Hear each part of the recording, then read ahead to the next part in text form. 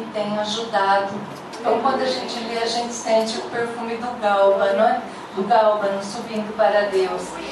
E os últimos anos da família Wingre no Brasil foram marcados por muita dor, por muito sofrimento. Ele estava muito doente, com um câncer no estômago, e retornaram definitivamente à Suécia, onde ele veio a morrer. E na noite da partida deles no navio, ela chorou muito. Isso já quem relata é o filho dele, se não me engano, Ivar Wingre. E ela chorou muito, estava inconsolável, porque ela estava voltando para a sua pátria, mas ela estava deixando sepultada no Brasil uma filhinha. Então tudo isso dói muito, né? E foi essa irmã querida que compôs hinos tão lindos como esse que nós mencionamos, e há outros. Eu acho todos os hinos dela assim, muito sentido, né? A gente sente mesmo o coração dela nos hinos. Então era o gálbano moído, machucado, oferecendo a Deus o seu aroma. Qual dos dois perfumes Deus tem aspirado mais no seu altar da oração e da adoração? O estoraque, que sobe de um coração alegre, espontaneamente, ou o gálbano, né, que sai daquele coração exprimido? Qual deles? É interessante, deixa eu ver qual versículo que está, dos que eu li aqui. É logo no primeiro, no 34. O finalzinho diz assim, ó, as últimas palavras do verso 34. De igual peso. Deus dá os elementos e diz, de igual peso, ou seja, a mesma quantidade de cada um. Então eu acho que Deus quer ambos, né? Quer o gálbano e quer o estoraque na mesma medida.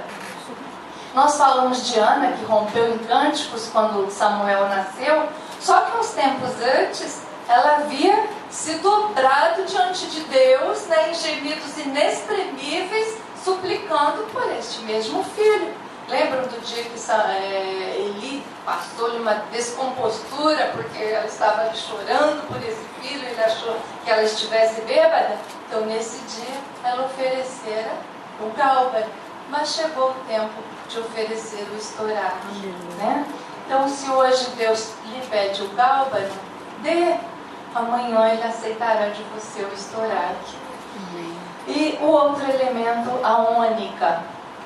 Esse é o elemento de origem animal, né? Era extraído da concha de um molusco marinho, bastante comum nos mares orientais.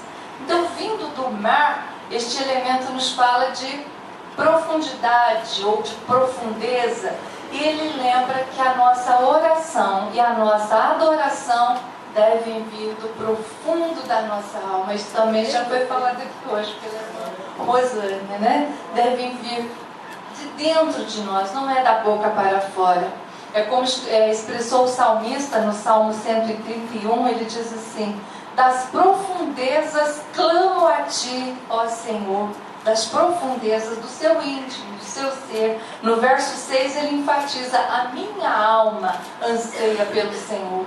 Então é do mais íntimo do nosso ser que deve subir o nosso clamor e também o nosso louvor, né? A nossa adoração. Por isso que é tão importante nós termos diariamente aquele tempo a sós com o Senhor, só meu e dele. Porque é muito bom estarmos aqui, orarmos juntos, mas a gente nem sempre consegue abrir o coração, derramar o coração quando tem outro perto, né, ouvindo as nossas orações.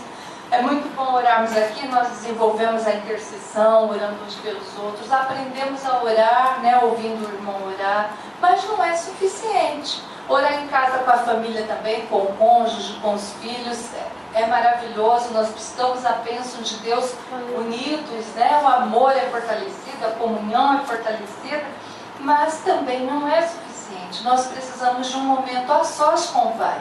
O próprio Jesus fazia isso. Ele orava com os discípulos, ele os ensinava a orar, mas de vez em quando ele saía, né, e ia orar sozinho. Ele queria estar a sós com Deus. Se ele precisava disso, quanto mais eu, né? Então, se você ainda não tem esse hábito, comece a partir de hoje. Veja qual a melhor hora do seu dia, da sua noite, onde você possa estar em paz, sem que ninguém o incomode, sem compromissos com horários. Entre na presença de Deus trazendo o seu estoraque, o seu cálbano, a sua única, e derrame-se na presença do Senhor, né? Abra o coração perante Ele, rasga o coração, como diz o profeta Joel. Faz tanta diferença na nossa vida quando nós temos esses momentos com Deus e quando deixamos de lado. É quando nós todos os dias nos colocamos num momento de intimidade com o Senhor, a nossa vida é cheia, né? Nós somos abastecidos do Espírito Santo de Deus, da sabedoria de Deus, para nós e para dividir com a família, com os irmãos, com os vizinhos. E outra coisa que Deus faz também nestes momentos, como está lá no Salmo 139, Ele pode entrar. Porque se nós nos abrimos, nos expomos diante dele, Ele pode sondar o nosso coração e ver se há em nós algum caminho mau e nos guiar pelo caminho eterno. Então precisamos disso. Voltando ao verso 34, toma especiarias aromáticas, estoraque, ônica e cálbano, estas especiarias aromáticas e o incenso puro. Vamos falar um pouquinho sobre o incenso puro. Alguns autores, comentaristas, dizem que era a mirra. Outros dizem simplesmente que era uma resina cheirosa extraída de certas árvores. E essa resina sozinha, ela já era em si um incenso. Por isso diz aqui o incenso puro. Porque na verdade isso que acabamos de ler é uma composição, é um incenso composto. É um incenso puro com outras substâncias perfumadas, né? Então esse incenso puro, ele tipifica a pessoa de Jesus, a perfeição de Jesus Cristo, aquela perfeição que Deus vê em Jesus e que Ele quer ver em nós também, né? Sabemos que o grande alvo de Deus para nossas vidas é tornar-nos semelhantes ao seu Filho Jesus.